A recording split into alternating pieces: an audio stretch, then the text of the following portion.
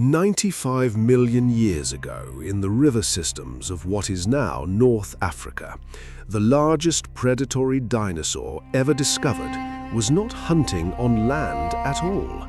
It was hunting in the water. Longer than a Tyrannosaurus rex, carrying a sail on its back taller than a grown man, and armed with a crocodile-like snout full of interlocking teeth, this was Spinosaurus aegyptiacus, the spine lizard. For over a century, this animal has been one of the most mysterious, most argued about, and most dramatically reimagined dinosaurs in the fossil record. And its story is not just a story about bones, it's a story about war, destruction, obsession, and one scientist's refusal to let a dinosaur stay lost. This is the story of Spinosaurus, told through the fossils themselves. Our story begins in 1912 in the Egyptian Western Desert in a region called the Bahariya Oasis. A German fossil hunter named Ernst Stromer von Reichenbach, a Bavarian aristocrat and paleontologist, was leading expeditions into rock layers that had never been properly studied by Western science. His fossil collectors, working under brutal desert conditions, began pulling out enormous bones from a layer of rock known today as the Bahariya Formation. Vertebrae with spines over 1.5 meters long, jaw fragments lined with conical, unserrated teeth, nothing like the blade-like teeth of known meat-eating dinosaurs. Stromer realized quickly he had something unprecedented. In 1915, he formally described the animal and gave it a name, Spinosaurus aegyptiacus, the Egyptian spine lizard. It was, by his estimate, larger than anything else known at the time, including the recently famous Tyrannosaurus rex from North America. But Stromer had only a partial skeleton, a lower jaw, some vertebrae, ribs, and those towering spines. No skull, no limbs, just enough to know this animal was strange and enormous.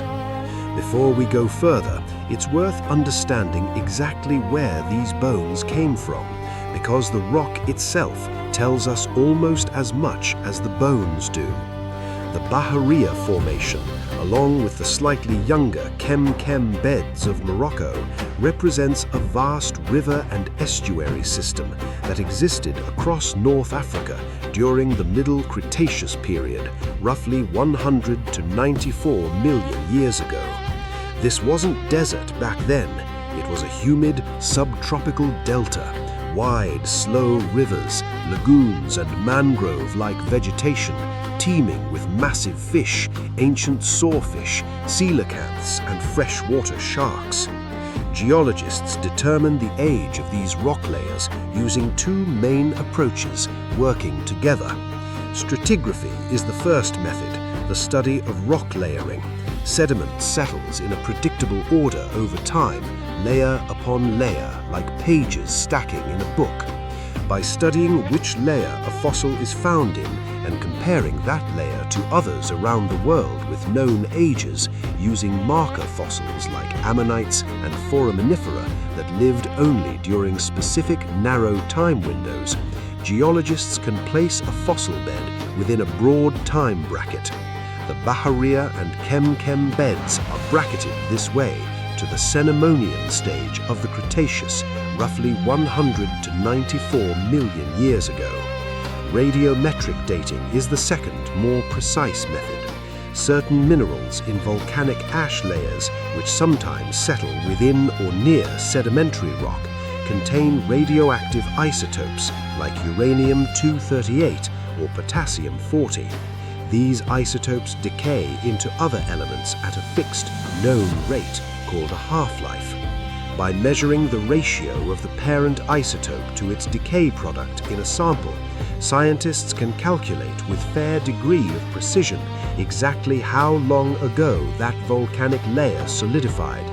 Since sedimentary fossil beds don't usually contain the volcanic material directly, radiometric dates from nearby or interbedded ash layers are combined with the stratigraphic sequence to pin down the age of the fossils themselves.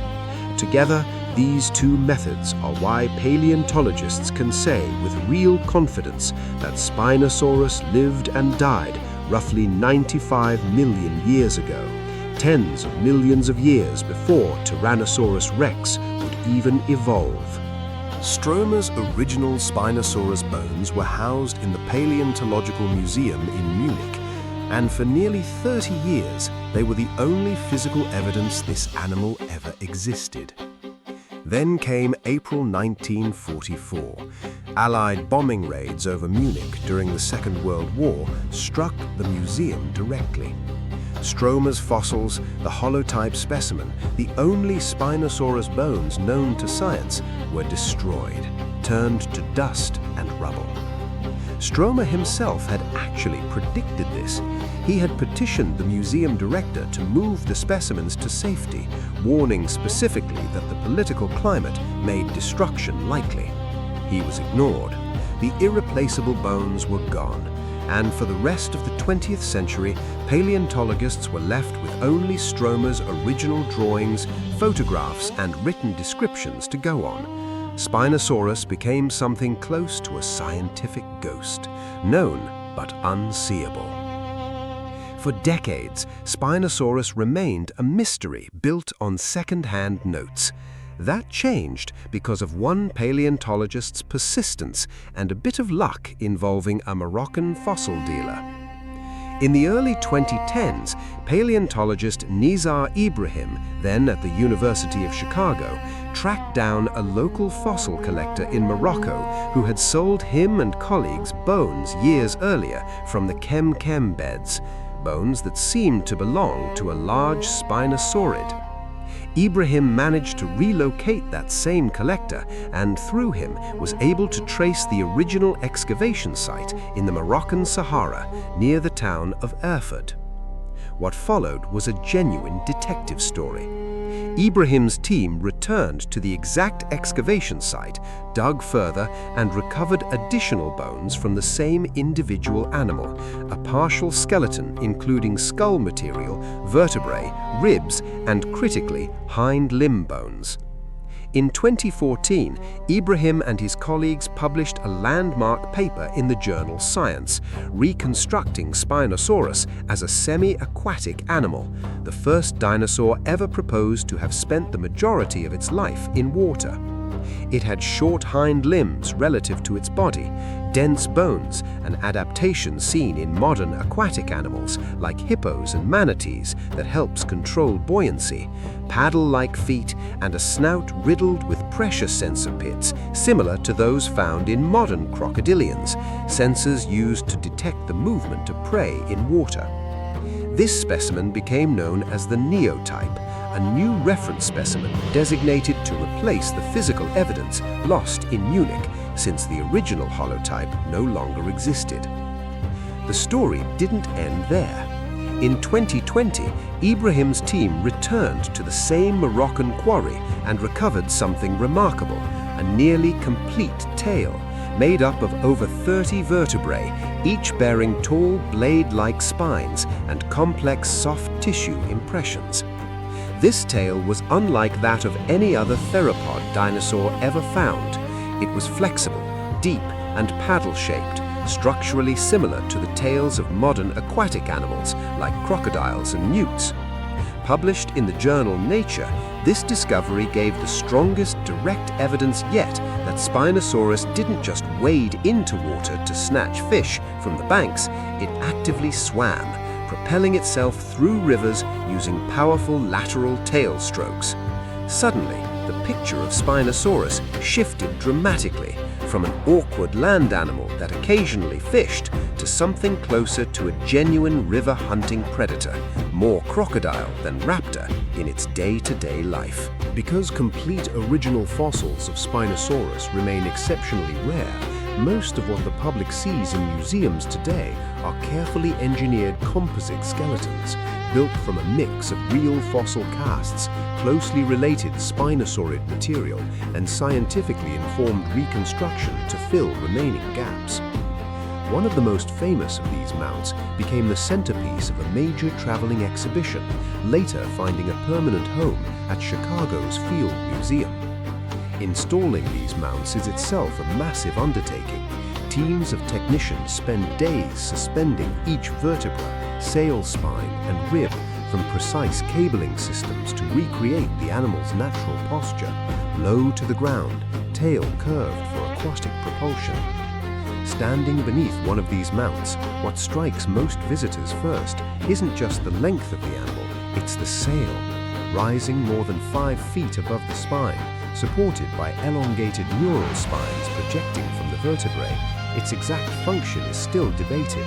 Display for attracting mates, species recognition, thermoregulation, or some combination of all three.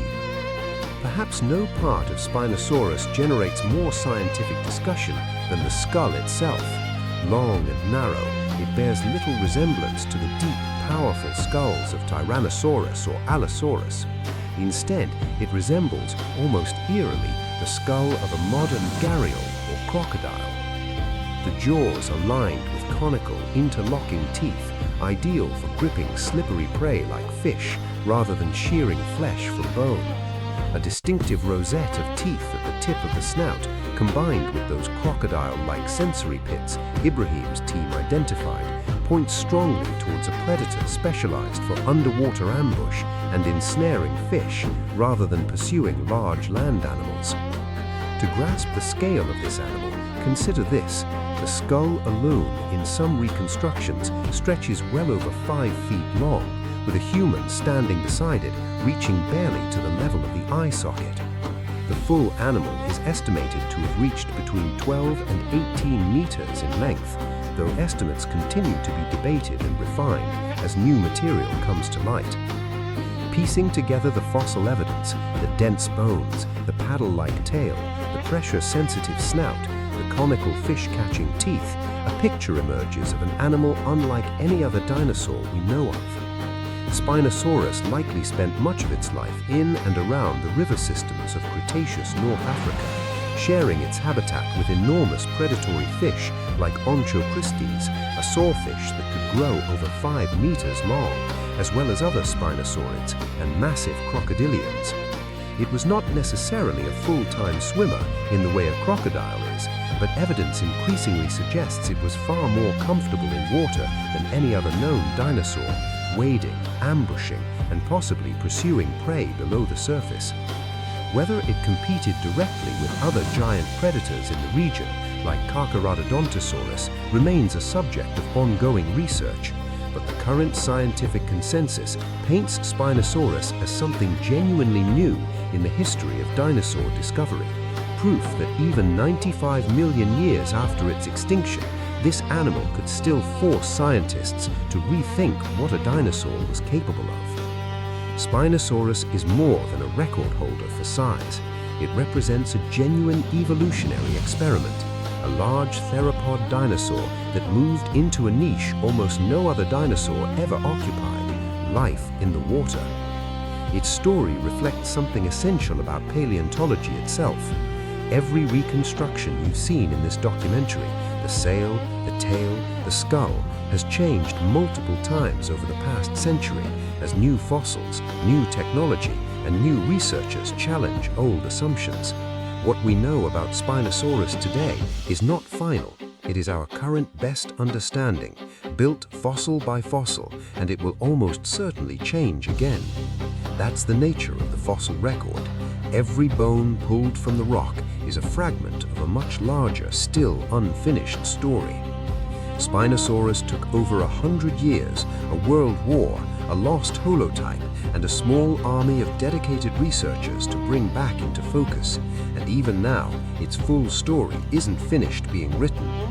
If you enjoyed this journey through one of the strangest predators to ever walk and swim the Earth, hit subscribe so you don't miss the next deep dive into the fossils that are rewriting what we thought we knew about the age of dinosaurs. And before you go, I want to hear from you in the comments. Do you think Spinosaurus was primarily a swimmer or a wading ambush predator that only entered the water to hunt? Which piece of fossil evidence do you find most convincing? Drop your answer below. I'll be reading them.